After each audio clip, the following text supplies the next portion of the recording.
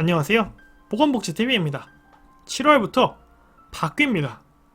돈 되는 부동산 그리고 생활정보 중에 8가지만 꼽아서 설명드리겠습니다. 첫 번째로 보금자리론의 대출 한도가 상향되는 점인데요. 자, 보금자리론 많은 분들 잘 알고 계실 텐데 먼저 무주택자를 대상으로 하는 정책자금이고요. 1주택자분들의 경우에도 가능하신 경우가 있습니다.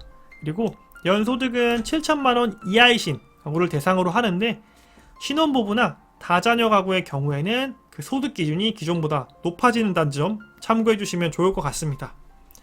자, 보금자리론은 주택을 구매할 때 집값의 최대 70%까지 대출을 받을 수 있는데, 자, 이 보금자리론이 좋은 점은 바로 이거죠. 2%의 저금리, 그리고 그걸 최대 30년까지 고정으로 받을 수 있다는 점입니다. 최근에 한국은행이 금리를 올리겠다라는 이야기를 지속적으로 하고 있는데, 지금 보금자리론을 통해서 주택을 매매하신다면 저금리를 30년 동안 받을 수 있기 때문에 굉장히 큰 장점이 되겠죠.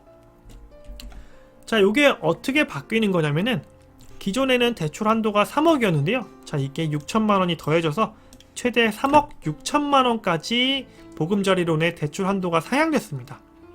자, 이게 무슨 말이냐면은 과거에는 내가 6억짜리 집을 샀을 때 이 70%라는 기준을 적용받아서 4억 2천만원을 대출받을 수 있는데요. 근데 이 한도가 3억이었기 때문에 이 3억 원만 대출을 받을 수 있었습니다. 그렇기 때문에 나머지 1억 2천 이런 부분을 내가 메꿨어야 하는데, 자, 이게 3억 6천만원까지 한도가 늘어나면서 6억짜리 주택을 구매할 때 3억 6천만원까지 보금자리론을 받으실 수 있는 거고요. 가령 내가 5억원짜리 집을 구매한다고 봤을 때는, 자, 5억의 70%를 적용받으면 3억 5천만원이잖아요. 과거에는 3억밖에 받지 못했겠지만 지금은 이 변경된 대출 한도 3억 6천만원 안에 들어오기 때문에 5억짜리 주택을 구매하시는 경우에는 보금자리론의 대출을 100% 받으실 수 있게 되는 경우가 생기는 거죠. 자, 이런 식으로 서민 무주택 실수요자분들에게는 굉장히 큰 도움이 되는 어떤 중요한 부동산 관련 정책의 변화다라고 말씀드릴 수 있을 것 같습니다. 두 번째 역시 서민 실수요자와 관련된 정책인데요. 서민 실수요자분들이 주택을 구매할 때 대출 조건을 완화해주고요. 그 대출해주는 금액의 한도도 상향되었습니다. 두 번째 정책 역시 내 집 마련에 새로운 기회를 제공하는 그런 측면에서 해석할 수 있는 정책인데요. 바로 주택담보대출 우대 혜택과 관련된 내용입니다. 더 많은 무주택자분들에게 대출이 가능해졌는데요. 그 이유는 기본적으로 소득 기준과 주택의 가격 기준이 있었는데 과거에 비해서 소득 기준은 각각 1,000만원씩, 주택 가격 기준은 3억원씩 더 늘어났습니다. 그렇기 때문에 돈을 조금 더 버는 분들도 우대 혜택을 받으실 수 있고요. 그리고 조금 더 비싼 주택을 구매하시는 분들도 우대 혜택을 받을 수 있게 된 겁니다. 자, 그리고 더 많은 금액의 대출도 가능하다고 말씀드렸는데요. 자, 기존과 대비해서 투기과열지구 그리고 조정대상 지역에서 LTV 대비 대출 금액이 10%씩 상향되었습니다. 그리고 DTI 역시 투기과열지구에서는 60%로 10% 정도 더 확대된 거죠. 자, 이게 어떻게 적용되는 거냐면 더 많은 무주택자분들이 더 많은 돈을 대출을 받을 수 있게 된 겁니다. 그렇기 때문에 변경 전에는 주택을 구매한다고 했을 때 부부 합산 연소득 8천만원 이하이시거나 처음 주택하는 경우에만 9천만원 이하까지 소득 기준을 적용해줬다면은 이게 이제는 부부 합산 9천만원 그리고 처음인 경우에는 1억까지로 더 확대되었고요. 그리고 주택 가격도 과거에는 5에서 6억짜리였다면은 지금은 8억에서 9억까지 그리고 최대 4억원 정도까지도 대출이 가능하게 된 거죠. 즉 무주택 실수요자분들이 나의 거주 안정을 꾀하기 위해서 대출을 받는 데 있어서 조금 더 그 문호가 넓어졌다 라고 이해하면 좋을 것 같습니다. 다음은 전월세 대출 확대인데요. 자, 요거는 청년분들을 대상으로 하는 정책이고요. 자, 이 전월세 저금리 대출 상품에 예산 한도가 폐지되었고요. 1인당 한도도 증가되었으며 보증료도 내려갔습니다. 자, 굉장히 좋아진 것 같은데 자세히 살펴보면요. 이 청년 전월세 대출 같은 경우에는 만 34세 이하의 청년들이 대상이었고 금리가 연 2% 정도의 정책자금 금리를 받을 수 있었습니다. 자, 그런데 이게 이번에 최대 1억 원까지 그 한도가 확대되었고요.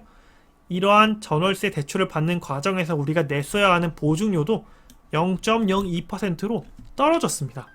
돈은 더 많이 주고 보증을 받는 데 있어서 내가 냈어야 하는 수수료는 더 줄어든 거죠. 자세히 설명을 드리면 1억의 전세자금을 대출받는 경우에 과거에는 이 주택금융공사에서는 7천만 원밖에 받을 수 없었기 때문에 나머지 일반 대출을 3천만 원 했어야 했고, 이로 인해서 높은 이자율을 지불했어야 합니다. 하지만 이번에 바뀐 정책을 통해서 1억 원 모두를 저금리로 한국주택금융공사에서 받을 수 있게 된 거죠.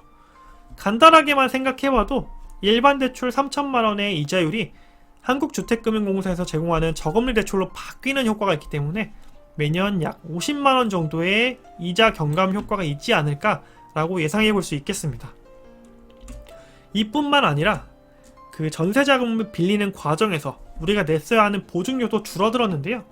과거에는 0.05%, 1억에 5만 원의 보증료를 냈어야 한다면 7월 이후에는 1억에 0.02%, 즉 2만 원만 내면 되는 겁니다. 크지 않은 돈이라고 할 수 있지만 청년들에게는 이 3만 원의 절감 효과가 굉장히 크게 나타날 수도 있을 것 같아서 굉장히 큰 도움이 되는 정책의 변화가 아닐까 생각해 봅니다. 다음은 보증제도의 확대에 대한 내용인데요. 자, 이건 역시 굉장히 많은 분들에게 적용이 될 것 같은데요. 전세자금 보증에 가입하거나 그리고 전세금 한도 역시 확대가 되었다는 점입니다. 그렇기 때문에 더 많은 사람이 주택금융공사의 전세보증 제도를 이용할 수 있게 그 문호가 더 넓어졌다라고 설명드릴 수 있겠습니다. 전세자금 대출이란 전세보증금의 일부를 대출해주는 상품인데요. 자, 이게 시중에서 약 2%의 저금리로 받을 수 있는 겁니다. 어떻게 이렇게 2%의 저금리로 대출을 받을 수 있는 거냐? 자, 이게 이 가운데 있는 한국주택금융공사에서 나의 전세자금 보증을 신청을 보증해 주는 거예요. 그렇기 때문에 저희가 보증기관이라고 부르는 건데, 저희가 은행에다가 전세자금 보증을 신청했을 때 중간에 이 주택금융공사에서 내가 이 고객을 보증하겠다라고 하면서 고객 보증을 은행에다가 제공을 하고요. 은행은 주택금융공사의 보증을 받아서 우리에게 더 싼 저금리로 전세자금을 대출해주게 되는 거죠. 그래서 이게 어떻게 바뀌게 된 거냐? 과거에는 임차보증금 5억 원, 지방 같은 경우에는 3억 원 이하의 전세계약이 가능했다면 지금은 7억, 그리고 지방에서는 5억까지 그 전세금의 범위가 더 넓어졌습니다. 그리고 이 전세금 반환보증의 가입 범위도 확대되었는데요. 이것도 굉장히 많은 분들에게 도움이 될 것 같습니다. 과거에는 전세금 5억까지만 이 전세금 반환보증을 가입할 수 있었다면 7월부터는 전세금 한도 7억 원까지 가입을 하실 수 있게 됩니다. 그렇기 때문에 최근에 전세가 굉장히 많이 올라서 어려움을 겪는 분들 많이 계셨고, 오른 전세 때문에 전세금 반환보증에 가입할 수 없어서 힘들어하시는 분들 계셨는데요. 걱정하시는 분들 많이 계셨는데, 요번에 전세금 한도 7억 원까지 이 전세금 반환보증 가입 가능 범위가 확대되면서 더 많은 분들이 안심하고 내 전세금을 이제 보장받을 수 있는 방법이 생겼다는 점 설명드리겠습니다.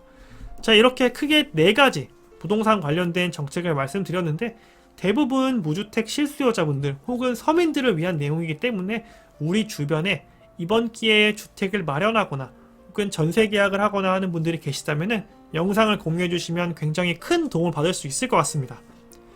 자, 지금부터는 우리가 일상생활을 하면서 사용할 수 있는 정책의 변화인데요. 은행 방문 예약 서비스가 새롭게 도입됩니다. 은행 가서 기다린 경험들 다들 있으시죠? 더 이상은 기다릴 필요가 없게 됩니다.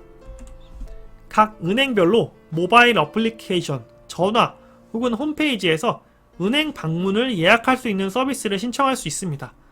자, 이런 식으로 어플리케이션에서도 영업점 방문 예약을 할 수 있게 되면서 내가 은행을 가야 하는 시간 혹은 방문할 수 있는 시간을 미리 예약하시면 과거처럼 내 차례가 언제 올지 기다리지 않고 상담을 받을 수 있는 서비스를 제공받을 수 있는 거죠. 때문에 우리의 시간을 조금 더 효율하게 쓸 수 있는 새로운 정책이 도입됐다라고 볼 수 있을 것 같습니다. 다음은 차고송금 반환 정책인데요. 이것도 굉장히 많은 분들에게 도움이 될 것 같습니다. 과거에는 내가 만약에 계좌 이체를 하는 과정에서 돈을 잘못 보냈어요. 그러면 받은 사람이 돌려주지 않으면 되돌려 받을 수 있는 강제 수단이 없었습니다. 그런데 그 과정에서 강제로 받으려고 여러 가지 방법을 쓰면서 변호사를 선임한다고 해도 그 소송 비용이 최소 60만 원이었고요. 기간도 6개월 이상이 걸렸다고 합니다. 그런데 이제는 예금보험공사에서 내 돈을 대신 준다. 이러한 차고송금 반환 제도를 시작한다고 합니다. 자, 돈을 잘못 보낸 사람이 있다면은 예금보험공사에다가 내가 차고송금을 했다는 걸 신고합니다. 그러면 예금보험사에서 송금액의 80%를 주고요. 그 송금액을 돈을 잘못 받은 사람으로부터 대신 회수해줍니다. 그렇기 때문에 앞으로 우리는 만약에 내가 돈을 잘못 보냈는데 그 사람이 나에게 돈을 돌려주지 않는다 라고 하는 경우에는 은행에 따지지 마시고요. 예금공사에다가 따지시면 바로 관련된 비용을 받을 수 있다는 점 참고해 주시면 좋을 것 같습니다. 자, 하지만 제일 좋은 건 잘못 받으신 분들께서 알아서 돌려주는 게 가장 좋겠죠? 다음은 코로나 백신 접종 순서인데요. 자, 요거는 많은 분들이 알고 계시면 좋을 것 같아서 참고차 제가 하나 준비했고요.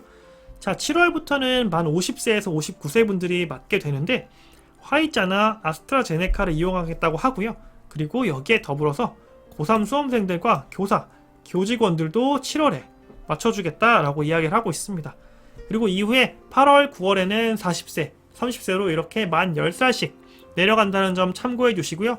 자, 요거는 커다란 정책의 방향성이지 혹시나 취약군이거나 그리고 내가 어떤 직업을 가지고 있느냐에 따라서 조금씩 달라질 수 있다는 점도 참고해 주시면 좋겠습니다.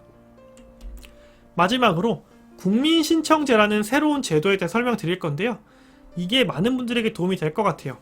자, 우리가 공무원분들을 방문해서 여러가지 민원을 제기하다 보면은 공무원분들께서 기존 법령 내에서만 처리가 가능하기 때문에 뭐 딱히 도와줄 수 있는 방법이 없다라고 하는 경우가 많은데요. 자, 이렇게 새롭게 도입된 국민신청제를 통해서 우리는 공익적 목적이고 하는 경우에는 내가 적극행정을 요청할 수 있습니다.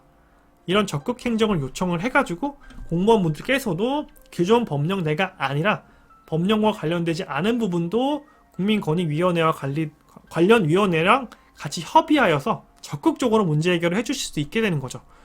자, 그럼에도 불구하고 여전히 소극행정을 한다라고 하는 경우에는 저희 같은 민원인들이 국민신고고에 이러한 소극행정을 신고할 수 있습니다.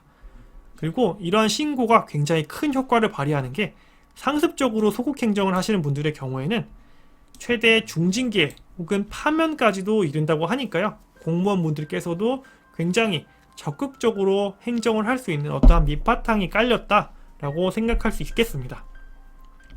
자, 제가 2021년 7월부터 바뀌는 8가지 정책에 대해서 말씀드렸는데요.